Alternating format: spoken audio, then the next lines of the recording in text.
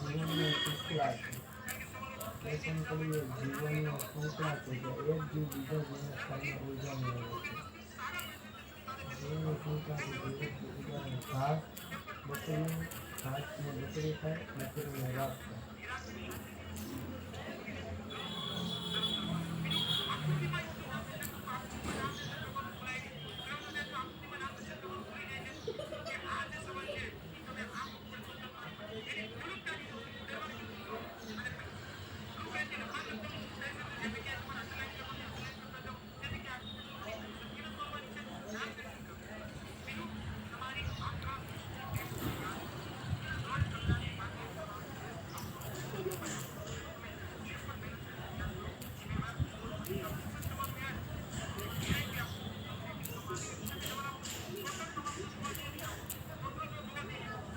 પોષણ કરી શકાય એ ઘાસ ઘાસની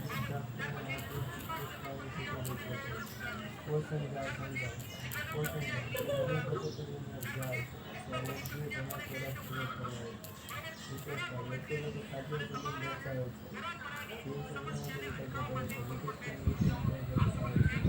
ઉદાહરણ ઘાસકોટ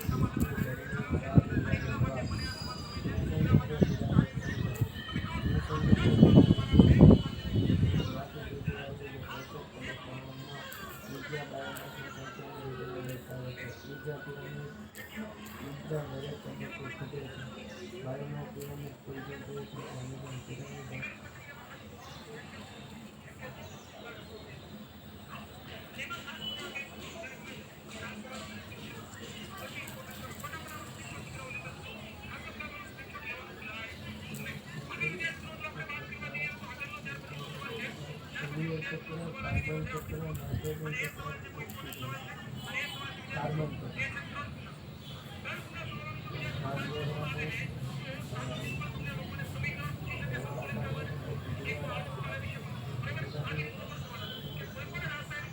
પર્યાવરણમાં અસ્તિત્વ ધરાવતા તમામ સજીવોના કાર્બન છે.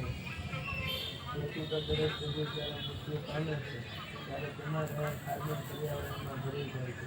સદા પ્રક્રિયા દરમિયાન સૂર્યના પ્રકાશથી વિવિધ પ્રકારના કાર્બોહાઈડ્રેટ પ્રોટીન કોશિકાઓની સ્થિતિમાં ભળી જાય છે.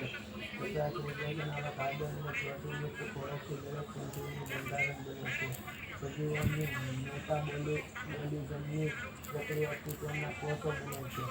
તેના ઉચ્છવાસથી કાર્બન ડાયોક્સાઇડ નીકળે છે જે વનસ્પતિ દ્વારા શોષાય છે. આ રીતે કાર્બન ચક્ર ચાલુ રહે છે અને ટકાવી રાખે છે.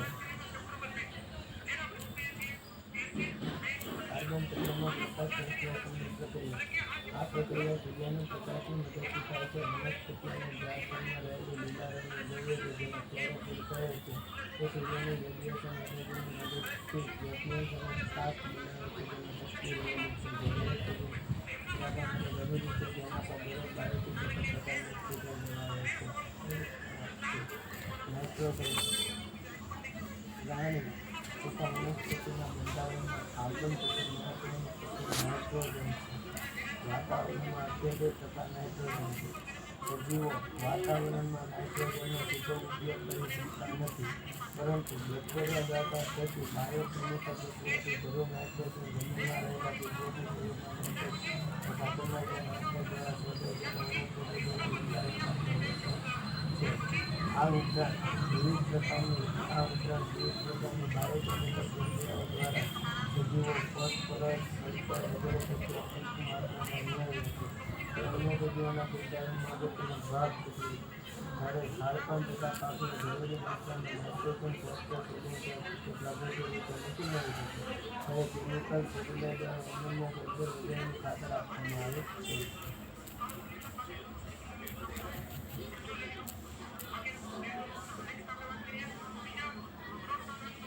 કાર્બન ચક્ર નાઇટ્રોજન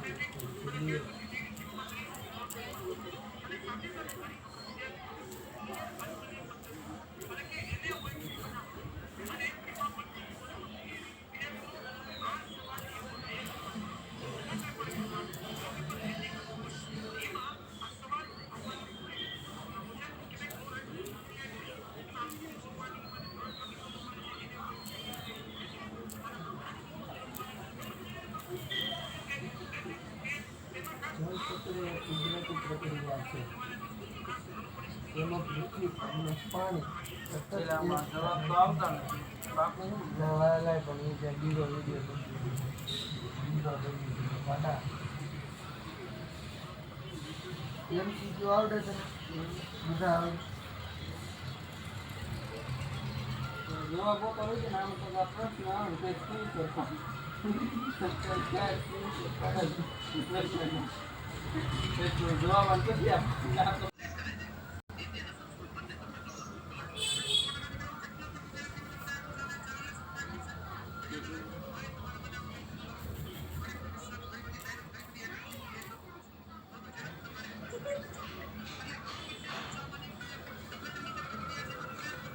હા અરે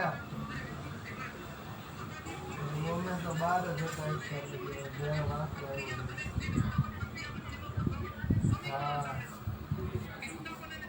ફૂલ ચીમકો દ્રશ્યો પ્રેમો અને વિરહ. મને ક્યાં એમ કીધું કે હવે ક્યાંક બહાર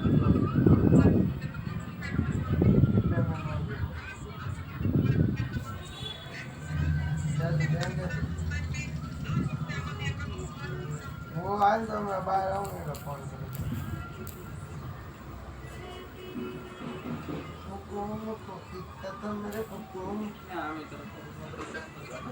તારો કાકો જવાબ તો છે આવડ્યો રાસાયણિક પ્રક્રિયાઓને તું પણ જે આગળ છે ગણિત તો આવે